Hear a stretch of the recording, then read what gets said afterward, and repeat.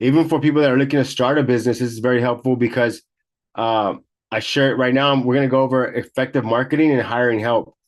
And so that's one of the areas that most business owners struggle in. Let me see. They'll struggle in that one area. Uh, and I actually talked to a lot of business owners that have an automotive shop, and they're trying to figure out, how do I hire help and how do I pay my guys commission. I can help. I can answer some. If you have some of those questions, you can ask those questions. Let me get into the slideshow here.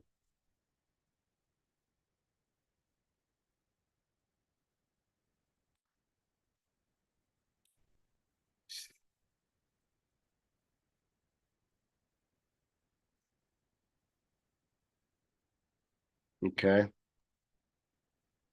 share my screen here.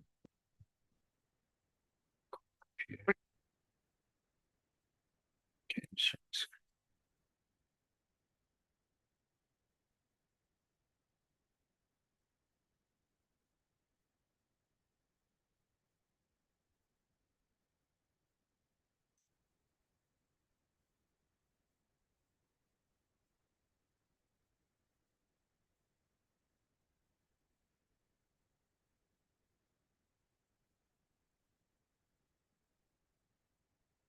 Okay, we're gonna go right into hiring help. And if you're on the Zoom, I'm turning on the chat. So if you have any questions, you can put them in the chat.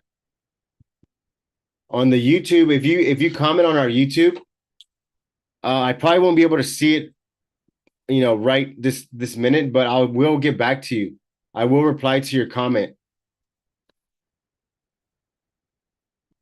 Even if you're seeing this at a later date, if you have a question, you can put it in the comments, and I will answer your questions. And to get signed up on the Zoom, you just go to stanmedina.com and you can just get signed up on the Zoom. Okay. So we're about to get started here. Turn this, minimize this.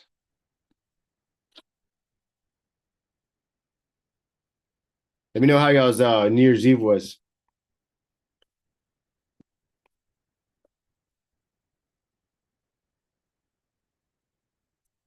All right, so we're gonna go into hiring help for your new company. Or if you're just gonna start a company, or if you have a company in your one man show, I'm gonna give you some tips and some strategies to help you, hire help. And most of most cases, that's where a lot of people make mistakes, is they hire the wrong help. And so let me see, did I keep it? Let me see. Okay, so the first thing we're gonna talk about is tracking your current responsibilities. And so one of the things that you might want to start to do is track your current responsibilities. So uh every if you can do it for 2 weeks or 3 weeks in a row, track everything you're doing for the day.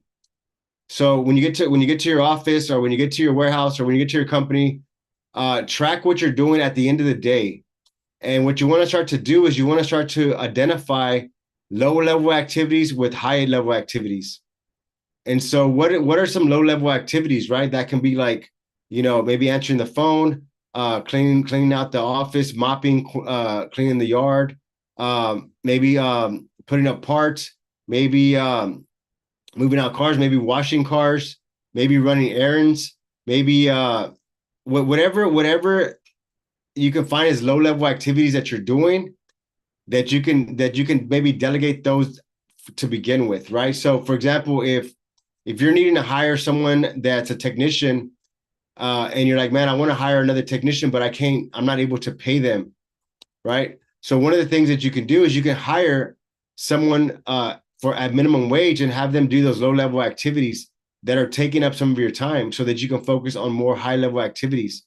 And so that's one of the first things that you can do to free up some more time, uh, and so that you're not doing low level activities. And think of it like this. So what is your what is your hourly value? What is your time worth an hour. How much is your time worth an hour, right? And so if your time is worth $50 an hour or $100 an hour, why would you be doing some minimum wage activities? Those are low level activities that you can delegate out and hire help to do. So those might be the first things that you can do to get back some more of your time, more productive time, high level activity times. The high level activity time is what you want to get back. If your day is full of low level activities, then we need to get rid of those low level activities and start to find someone to help you do those low level activities. For example, a low level activity can be grocery shopping. If you're spending 2 or 3 hours at the grocery store, that's a low level activity. You can hire someone to go do the shopping for you, or you can just order like online through Instacart or something. And that's going to save you an hour and a half of your time. I order a lot from Instacart. I also go to the store sometimes. Uh, but the majority, if I can order from Instacart to save me time, if I have to do something that's a high level activity, I am going to go ahead and just get it. Even though I'm paying a little bit more, I'm getting back that hour, that 2 hours back that I can use for productive, high level activities, right? Some money making activities, some creative activities, something that's going to generate some income, something that's going to move me forward. Um, the next thing that we're going to talk about is hiring outside your circle. And so a common mistake that a lot of people make is they hire within their circle. So they're going to go first to friends and family to hire, right? And the thing with that is like with friends, you already have a friendship relationship built, right? And so whenever you hire someone like that, they see you as a friend and not as the leader of the company. They don't see you as the owner or the boss of the company. So they're gonna talk to you more like a friend. And whenever you need something done, whenever you need something done quick, and you come at them, hey, I need you to get this done today. Uh, that relationship is gonna be hard to distinguish between a friend and a boss.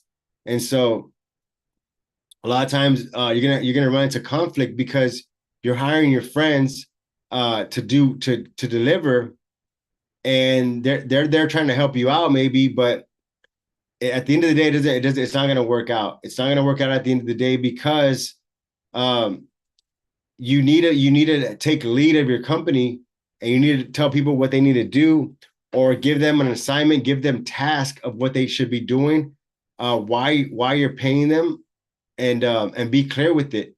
For example, you're gonna say, I'm paying you to do X, Y, and Z. Okay, I'm paying you to do this for me. I need to make sure this gets done because I have these other things I got to take care of. And so you want to be clear of exactly what you're paying them to do, what task, and then what's the expectation, what's the timeline. So you need to be clear with some of these things so that you don't run into these problems of hiring help and you're hiring your friends and y'all never really agreed on the pay structure, and everything's kind of like foggy, and so nothing ever works out, nothing ever gets done, you end up spending money. uh Keep it professional. So if you're going to hire some help, really keep it professional as to uh your communication style and just the way you operate, because your body language, your actions will speak a lot of your company. And if you're sloppy, if you're doing some sloppy things, they're not going to probably take you serious, and it's going to affect your company. And you're not going to get the production that you're expecting from that help. Okay, so keep it professional. Uh, Develop a leadership mindset. And so most technicians that transition to owning a company, uh, it's very hard for them to develop that leadership mindset. And in order to lead a company effectively, you got to develop this leadership mindset. Like you have to develop this leadership mindset. You have to, just like you learned how to fix cars and you learn how to do all this stuff, you have to learn leadership skills. It's a skill. It's not a physical skill, it's a mental skill. That's the difference, because see, most technicians that transition into opening a company, they know the physical work of it, but they're not familiar with the mental side of running the company. And a lot of times that's where they get lost. That's where they get confused. That's where they get frustrated, is because they're not familiar with the mental side of running the company, running a company. And so sometimes it gets frustrated with them. Okay. Keep it fresh. Okay. Timesheet tracker, right? So there's a couple of things you can do to track the time of your help. You want to make sure that you're actually tracking the time of them, right? And for example, you want to make sure that you have like a clock in system or something for them to punch in and punch out. That way, at the end of the week, you're not trying to guess the time, or they're not saying, "Hey, I came in at this date and I left at this time," and they're not having to keep track of time themselves. You actually have something set up. There's a lot of apps, and there's a lot of platforms that you can pay. They're really cheap, like maybe like $10, $15, maybe even $25 a month. It's very low cost. But what it does, it allows them to clock in and clock out. And the reason why this is going to be important is because whenever it comes time to cutting their check, you're not going to have to do any guesswork. The numbers are there, the time is there, everything is there. So you're not gonna have to be guessing on what time they came in or what time they left or whatever. You can just print the report out. It's going to tell you how many hours they worked, and and what time they left, and all that good stuff, right? So looking at something like that, that's very helpful.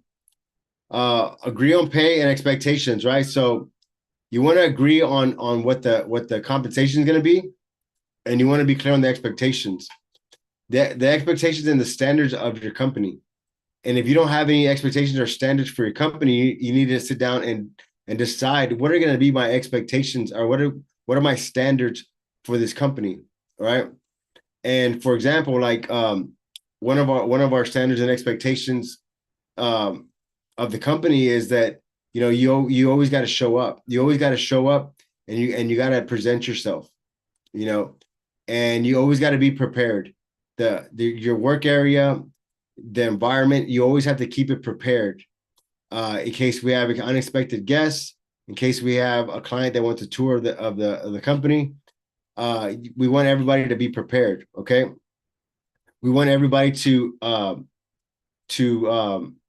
to greet our clients professional, like shake their hand, greet them by their name if they know their name from the work order. Professional, like just having a professional mindset, and you set those standards. And what happens is everybody starts to adapt to that. We don't allow like smoking and vaping and all this stuff. We don't allow any ratchet music because we're setting the standard.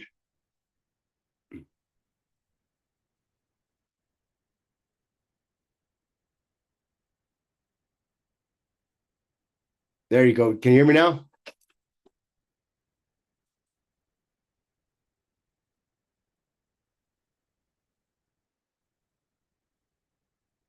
Now you can hear me. Sorry about that, man. Well, if y'all missed it, y'all can go to YouTube and you can watch the replay on YouTube. All right. So the Bluetooth was on. So the replay will be on our platform if y'all missed it. But I was talking about the agree on pay and expectations of the hire. And what I mean by that is just having clear expectations of what you expect from them, and the standards of your organization is going to be very powerful, because what it does, it starts to develop the culture within your company. And early on, we didn't really have a set expectations or standards, and so we were just looking for people that knew how to do the work really well. And what happened was, you can find someone that's really good at what they do, but they can have very poor standards. And I would rather hire someone with higher standards and that's less talented, than someone with that's talented and has low standards. And I'll tell you why. It's because as you're bringing new people into your organization, they're gonna corrupt their minds. because they have poor standards and they have poor expectations for themselves. And so I always hire based on expectations and standards of the person versus talent, because you can always train someone up, but it's very hard to share with someone to change their standards or their expectations for themselves. So that's you're gonna go against a brick wall trying to change someone's standards on themselves. So it's always better to find someone with high standards that's maybe they're a B technician, and you can develop them to be an A technician versus someone with very crappy standards or very bad habits, because they will corrupt the mindsets of everybody around them. Eventually, it's kind of like cancer. Once their negative attitude will grow on other people, and pretty soon they'll start to form an alliance, and it kills your culture. It kills the culture of your organization. Make task sheets. And so, what is a task sheet, right? So, a task sheet is the responsibilities that you're hiring that person to do, right? So, for example, if you're hiring someone as a painter's helper, right? That's the position, right? But what are the tasks of that position? So a lot of times, if you hire someone and they say I have experience, okay, they could have the wrong experience that you need. So that's why it's important to say, okay, this is the person, this is the position I'm hiring for, and these are the tasks that need to be done for that position. Okay. But you can even go a step further. You can even train them on the tasks, how you want the task to be done.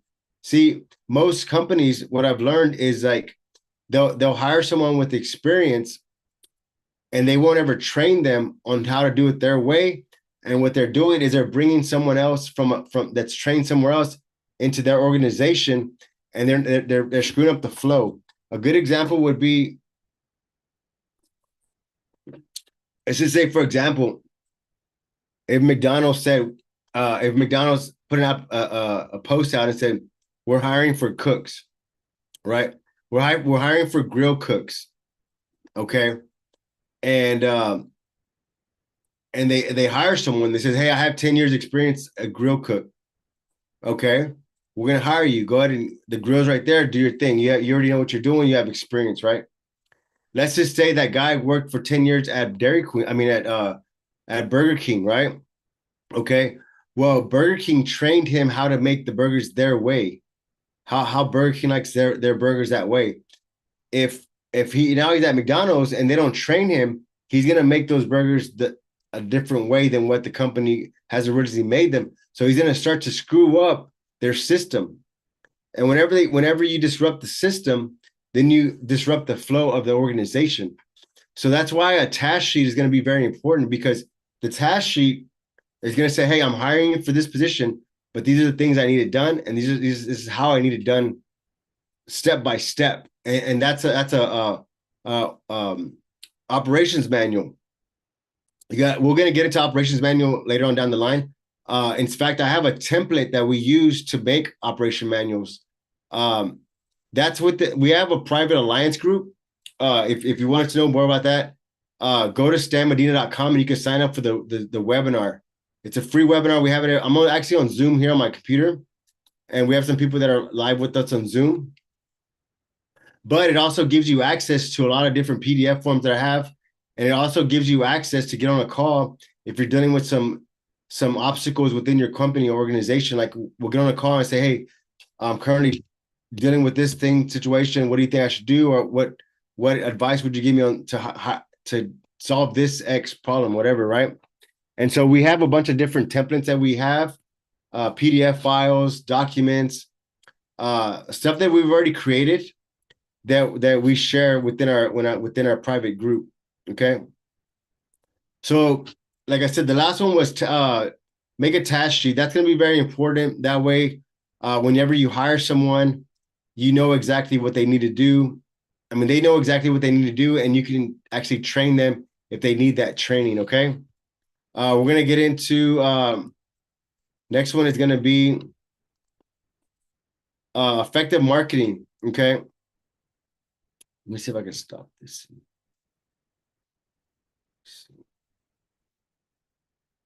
I'm gonna try something real quick. I'm gonna try to stop this and then stop.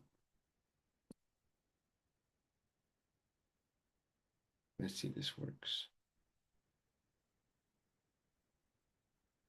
I'm gonna see if it breaks up the video for me. What is this?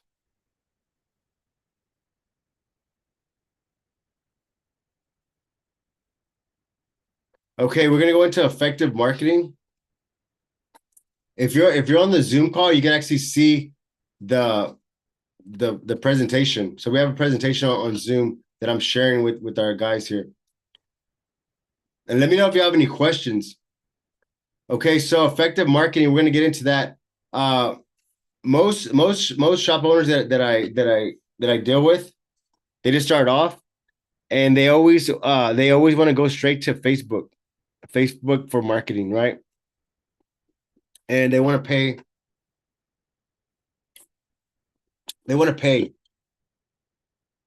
Okay.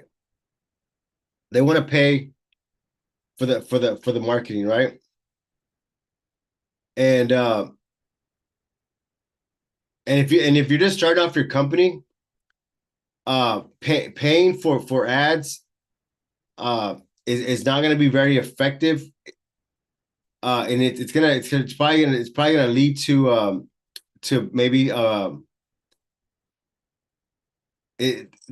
lot of companies, they don't have the right structure to even do those kind of ads, right? For example, if you're gonna boost a post and you're gonna pay $100 a day on it, uh what is a call to action? Like what is a call to action? How are you gonna convert that lead? um how are you going to convert it, right? So the way it works is like you put a lead out there, you put a post, you put a advertise something you're paying for, right? That's getting the attention, right? So someone calls the call to action, they click the button, right? So where's that going to take them? Where's that going to take them? Because it has to lead them to a final destination. It has to lead to a close, right? And so remember, if someone is involved in an accident, we're talking body shop industry.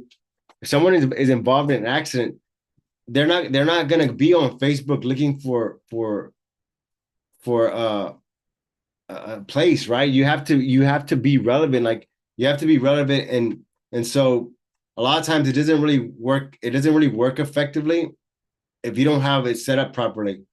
You can maybe run some ads, but for maybe like uh let's say you're gonna do a gift card giveaway. You're gonna do a giveaway or something. You're gonna do like a raffle or something, and you want them to put their information in there. You're gonna gather a lot of data. You're gonna get a lot of names, email addresses like that, but they're not really gonna be uh buyers. They're just gonna be like, you can lead them to your Facebook page to like your page, but likes don't really give you, they don't really pay you the likes. So you can have a bunch of likes, but the likes not gonna, you got to convert that into money. How are you going to convert it into money, right? So Facebook is always going to be, in my book, the last that we go to. Um,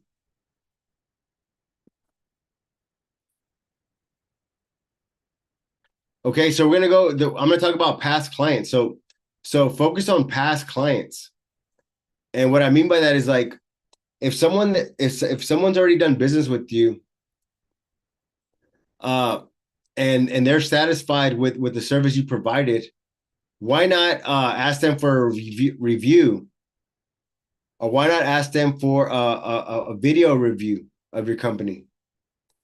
Okay, because see, now what we're doing is we're getting credibility from past clients.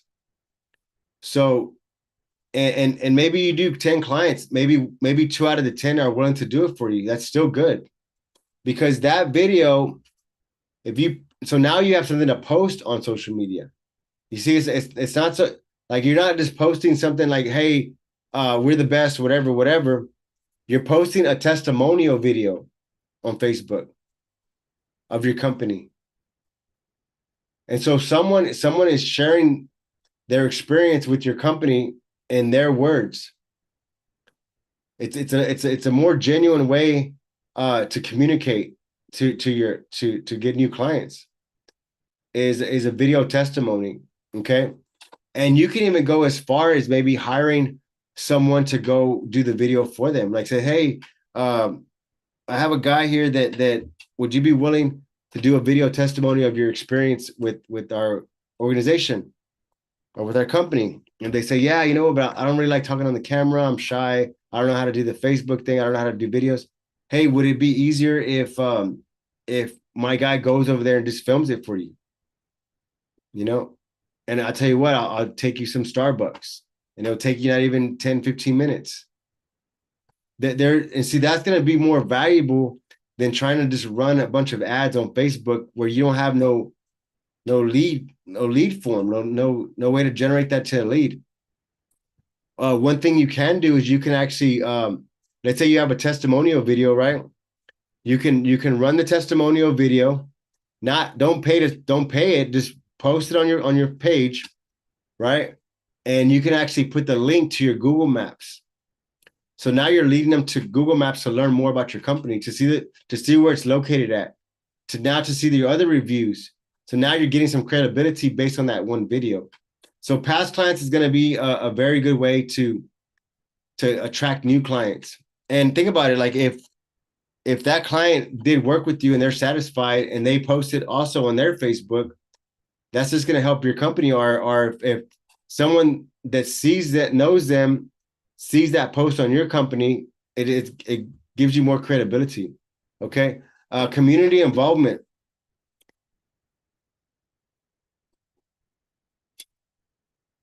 Community involvement. Figure out how you can get involved with the community. Figure out how you can get involved with the community. Maybe you can do like a toy drive. Maybe you can do like a blood drive.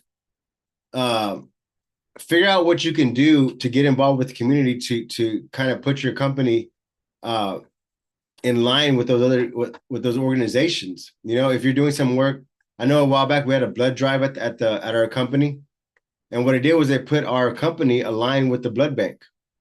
Maybe you can do like some jackets. Maybe you can do like some school supplies. Something that's gonna put you in line with the community. Okay. The next one's gonna be nonprofit organizations. How can you get involved with some nonprofit organizations and be a board member? Figure out how you can get on the board of some of those organizations. Because see, whenever you get on the board of those organizations, you become a local leader for the community. And your community involvement reflects on your business. Because now you're building a brand for your company, because your brand is associated with these organizations, and so it's giving your brand more credibility. Okay. The next one is local industry expert. So become a local industry expert in your industry. No matter what industry you're in, become an industry expert in it. Like, know about it, know how it works, know the language, know how to communicate it to share people what to look out for, what are the pros and cons, what can they expect if they were, when they get in an accident, what can they expect? And share this, become an industry expert on that. I know we do a radio call every week, and we go over, auto collision stuff. What I mean? Stuff to look out for, things to avoid, how things work, the time wise, and we just share all that information, and we come across as the industry expert. Okay. Next one's gonna build a database. Okay. Build a database is going to be very important because those clients, they did business with you. Okay. And so having a database of your past clients is going to be very important because you can always reach back out to them. Okay. And plus, if you've done business with a lot of clients and you have that database, that has a dollar amount to it. Okay. It has a dollar amount to it because you can reconnect with those clients through email. You understand? So the database is going to be very important if you can build that database over time and just keep growing on a couple of platforms you can use. You can use MailChimp to build up that database. You know, I know QuickBooks also um, stores all that database. You can actually do. There's a lot of programs that you can use where it actually syncs up with a bunch of different platforms. You can link them up. For example, I know QuickBooks links up to MailChimp. So like whenever there's a new client, whenever there's a new transaction, it goes to MailChimp. I know Square Up, if you're using Square, you can actually have it where it's integrated with your MailChimp so that whenever you do a transaction, that database is getting stored in your MailChimp. And so now you're saving all that data, okay, as your company keeps growing. The next one I'm going to talk about is called CallRail. Okay, CallRail, the way that works is like, okay,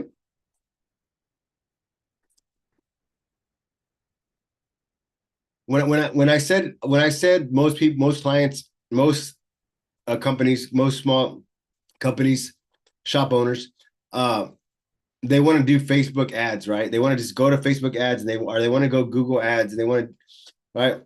So what CallRail is, it allows you to set up different numbers, right? For example, like let's say you're going to do a billboard, right? And you have your cell phone number on the billboard, or you have the number on the billboard to your office, right? And you have the billboard up, and now you don't know if people are calling from the billboard or if they're calling from Facebook or if they're calling from Google Maps. Like you don't know exactly where they're calling from. Okay, but what if on the billboard you had a 855-1111. Okay, that you had a number there, and then on the Facebook you had 855 8222 222, right? And then on the Google, you had 855-823333, right? And so those are three different numbers. And so now on CallRail, you can track which avenue is bringing in more leads. So, for example, if you're paying $2,500 for a billboard and you're seeing it only got you 5 leads because you're able to track it through the number because of CallRail versus something else, maybe like maybe you did like a radio a commercial and you have a different number there. You're saying, man, you know what?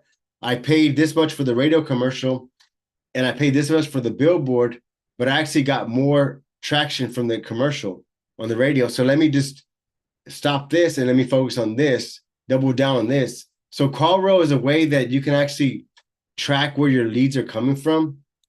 But like I said, that's more like an advanced thing for companies. If you're like a 2 or 3 man show, I would just first start with the Google Maps, the Yelp, and you can use something like Podium, or you can use, there's some other little platforms that you can use. You can actually use dial 1-800, and that gives you like a 1-800 number. There's a couple of different things you can use. I know there's one called it's on my phone. It's called Side Rail. There's if you look on apps, you can find like where it says where it hides your personal number and it gives you a company number. So those are good because it allows you to track the data, right? It allows you to build that database. There's also a bunch of texting platforms that you can use. And what's cool about that is like if you have a database, right, and you're paying monthly for your subscription, you can send out like blast emails for whatever events and stuff like that. So you don't have to necessarily use the MailChimp. The MailChimp is an email blaster. You can send out a bunch of emails through MailChimp, but the Podium. Did you? You can, yeah. What, are you hungry? Oh, you did? Are you hungry? Yeah. The Podium, you can send out a mass email. So that's mass email marketing, right? And so the thing is like you want to make sure that you're on a platform that supports that, because if you're sending out spam emails or spam texts, you'll get blocked, right? And so that's another thing that you can utilize is the texting. We use a lot of texting for all the companies that we have. We use different texting platforms, and it's very interesting how it works, because there's a lot of restrictions on setting text blast. Now you can't really send text blast because you have to give them the option to opt out. So let me know if you have any questions. Let me check on her.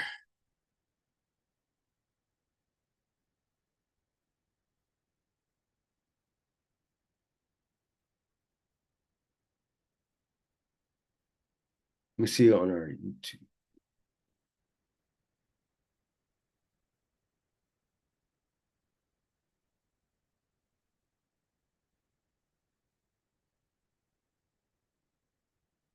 Hmm.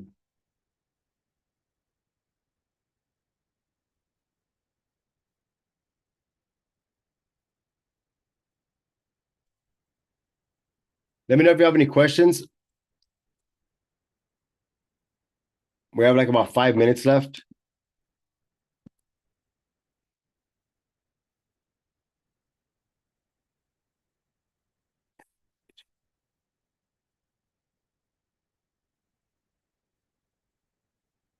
We should still be live on YouTube. I hope so.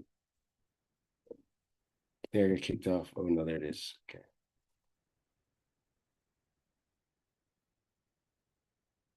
Let me know if you have any questions on TikTok.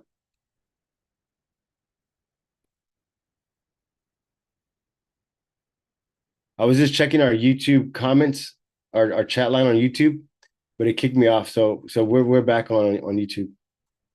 So like I said, even if you're on YouTube and you're not seeing this, like today's Monday, 7 o'clock, 7:45. If you're seeing it at a later date, if you put a question in the chat, I will reply to your question. And also, if you go to stanmedina.com, there's a link there to sign up for the next Zoom, so you get the notification email, and then you can also be on our live chat over here, and then it also gives you an opportunity to join the alliance. The alliance is a monthly. It's a monthly fee. It's a monthly fee. Let me go live. Let me see if you want to go live.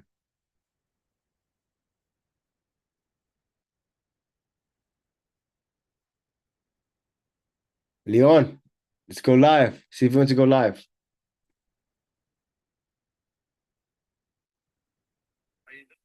What's up, brother? How you doing, man? Happy New Year's. How's business over there?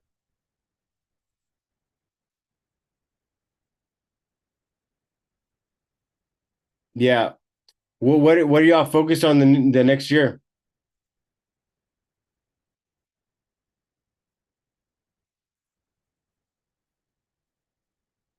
Okay. Yeah, yeah.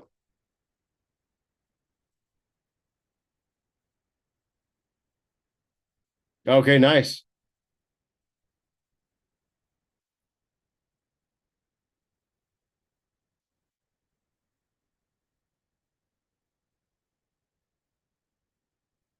Hmm.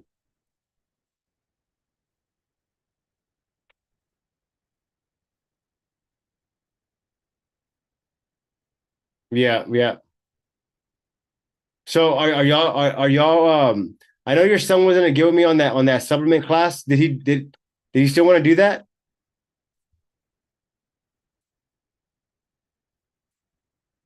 Yeah. No, we weren't open today. Yeah.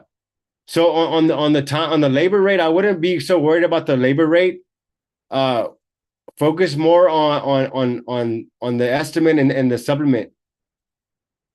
Because if you're doing additional operations, you should be getting paid for that. Yeah.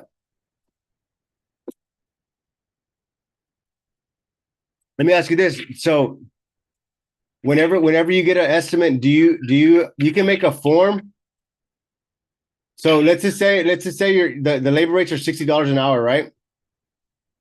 You can make a paper stating that, starting January 2024, you're increasing your labor rates. Okay.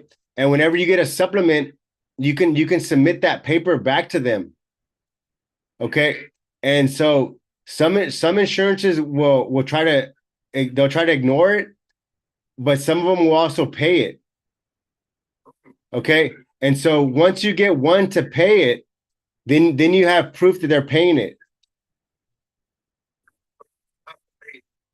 Well, you can show them proof, because if you say, hey, maybe they're not going to give you 60, but they'll give you 55 or 58. And so if you have proof, because now you have another insurance is paying you that, now you have proof that other insurances are paying you that. And so now what's going on is a lot of insurance companies, they're using third parties to write the supplements for them.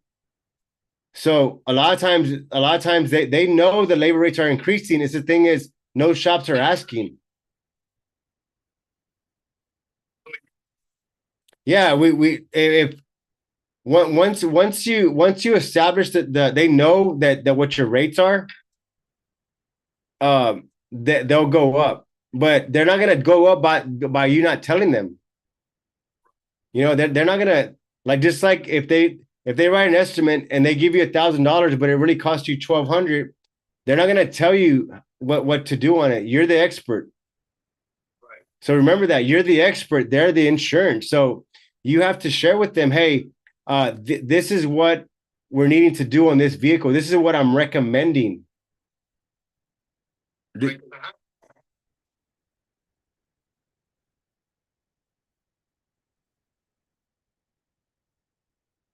$9. Okay.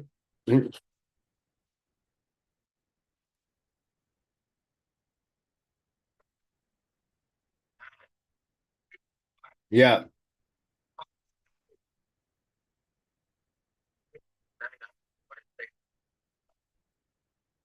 And what do you say?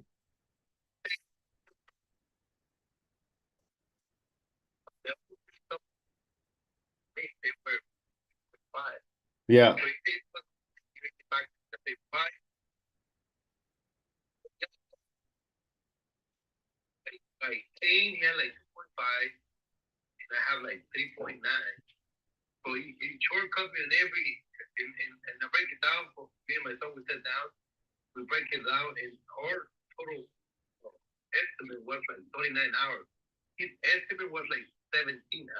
Yeah. So what are you doing the estimates on? Okay, the WebEst. Okay. So does it allow you to lock it?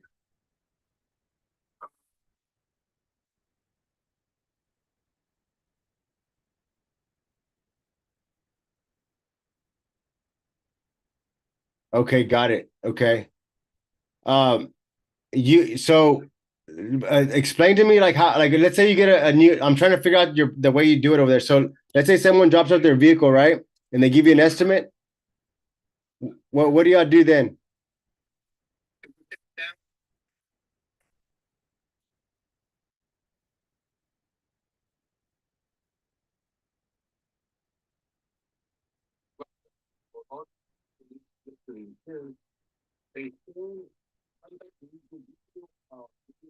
Oh yeah, yeah, yeah,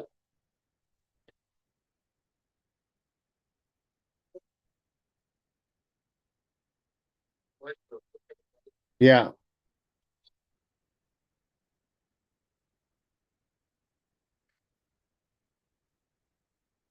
It doesn't give you that aftermarket. Hmm.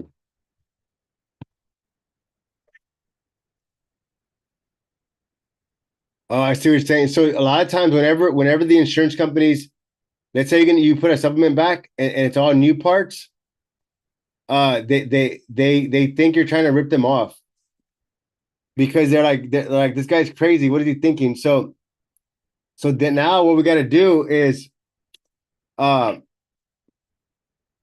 so whenever you get an estimate, do you verify that to see if the parts are available with their sourcing?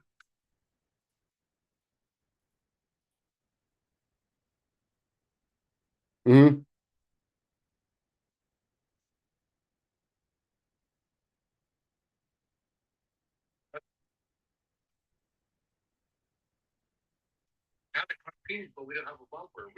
Yeah.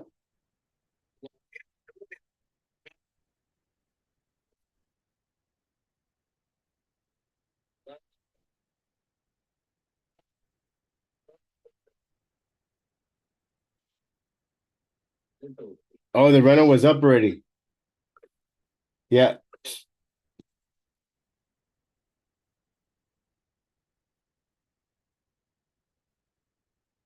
Okay.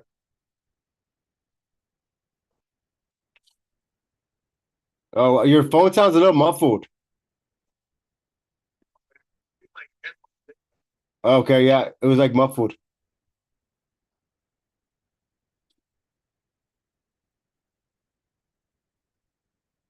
Yeah, yeah, I can hear you better.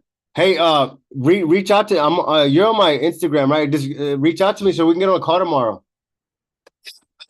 Yeah, that way we can talk more and figure out how we can get y'all set up over there. Yeah. All right, brother. Later.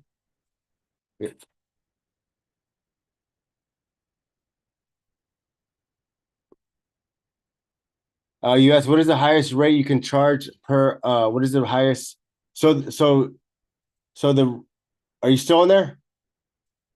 User 22.9 the way the rates work is they go by location. Okay, so the thing is like depending on your area, right? So you have to sometimes you have to communicate with the shops around you because like let's just say for example if you're trying to charge $50 an hour, $55 an hour, but the guy down the street um he doesn't care what they pay him and the insurance calls and says, "Hey, what is your hourly rate?" And he says it's $40 an hour. What they'll do is they'll do an average on the area. Okay, so what you got to do is you got to reach out to these other shop owners and just say, "Hey, what's your labor rate? What do you know?" Or ask them, "What do you know what the current going rate is?" Because a lot of these smaller shops they don't even pay attention to what the rates are. They're still stuck in the 80s or some shit. Like they're just ignorant because they're not up to date with what the labor rates are and they're losing a lot of money. That's why, you can have a nice shop, you can have a paint booth, you can have a frame machine, you have to have insurance, and you have all this overhead, but then you have the guy down the street that doesn't have a paint booth, he doesn't paint with a mask, he doesn't give a shit, and he's doing work for dirt cheap. And what it does, it messes up the industry. It messes up the prices and everything because he's doing it for cheap, and the insurance is using him as a reference for pricing, but he don't have the same expenses that you have. You know what I'm saying? Like he thinks he's winning, but he's actually screwing everybody over. He's screwing himself too because the insurance knows that he's not up to date with what the proper labor rates are, and he's not doing the right estimates. He's not doing the right supplements. He's going by whatever they write, and so the insurance company is winning. Like they're winning, and that guy is screwing all the other shops up. So sometimes you have to have a conversation. Says, hey, do you know what the what the current rates are? Oh man, I don't know. Hey, well, you need to look into it, man, because like you're shit, like they're using cheap material and they just charge whatever. So you got to have that conversation with them, you know. And like I told Leon, uh, make a sheet. Make a sheet if you know. Like up north, I know labor rates are high. Down south, I think the highest are $60 an hour, right? So we have a sheet that we wrote out. It says, hey, starting January 23, our labor rates are increasing to $60 an hour. Okay. So whenever we write a supplement, we submit a labor rate increase. Okay. And you know what? A lot of times they'll call us and says, hey, we want to discuss your rate. I know you said your rates are 60, but the most we can pay is 58. We still won, you know what I'm saying? And we're slowly increasing that because of other shop owners. Because the other shop owners are so out to date, they don't pay attention, you know? What was your other question? You asked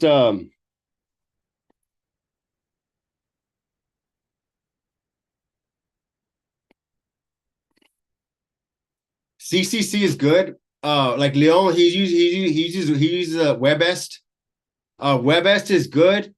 If you're getting started, if you start to do a lot of insurance claims, you want to probably move up to CCC or the Mitchell. And the reason being is because whenever you get an estimate, you need to mirror that estimate. Okay. You need to mirror it. Okay. And when I say mirror, you need to copy it. You get the estimate and then you copy it into your system, right? And once you copy it, you lock it so you can't change it. Okay. Then you go in and you submit a supplement. Okay. You supplement the estimate.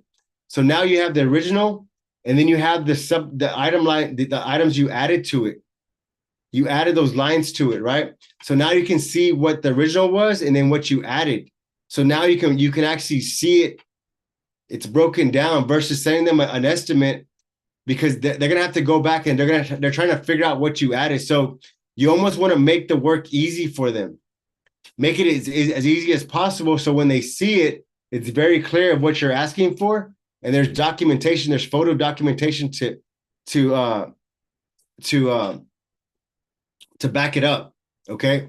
Also, I know that with CCC and Mitchell, you have the P pages. And so the P pages actually tell you what operations are not included on certain things. So you need to have that as well. And what that's called credible documentation. That credible documentation, what it does, it keeps you from going back and forth on telling them what they need to do and what needs to be done. It's documentation telling them what needs to be done. Plain and clear. That's what it does. Let me know if you have any more questions. I'm already kind of over my time here. And like I said, this if you want to get on the live Zoom, go to stanmedina.com, and there's a link on there. You can sign up to get on the Zoom. That way you get a notification every Monday with the Zoom link. And if you have any questions, you can hit me up on the questions. Also we're also on YouTube. Let me see. We're also on YouTube. So if you have any questions you can leave them in the chat, and I will answer your question. I'm also on Instagram. In fact, I'll put the link tree below in the link, and the link tree will have all my information. Thanks, Daniel. The link tree will have all the information, and it also gives you access if you want to join our alliance group. Our alliance group is a video library with a bunch of different content on there, and we set up a one-on-one call. It's either one-on-one or group, depending on what the topic's going to be. If we're talking body shop and we're talking business and we're talking that, we'll get on a Zoom call with everybody else. But if it's more something specific that you're trying to deal with your company, we can get on a one-on-one call for that. And plus, it gives you 24 access to me if anything dealing with your company. I can help you with that. All right, guys, I'm gonna head out. Let me know if you have any more questions. TikTok.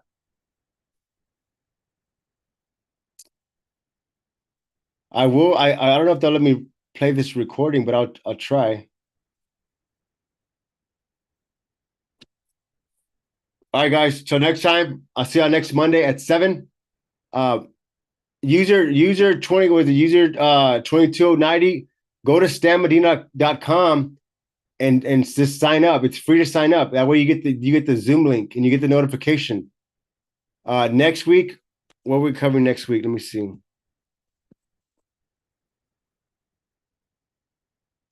Next week we'll probably cover estimates and supplements, or we'll probably cover commission, our strategies to blow up your business, networking strategies. That's pretty cool. We're gonna go over some leadership stuff for business and building business credit, uh, managing helpers and technicians, hiring new talent. How do you hire and find new talent? I'm going to show you how we do that, and it's a pretty cool little strategy that we use. And man, we get about maybe 10, probably like about 10 a week of guys that want to come into the industry and want to learn the craft, and they're hungry.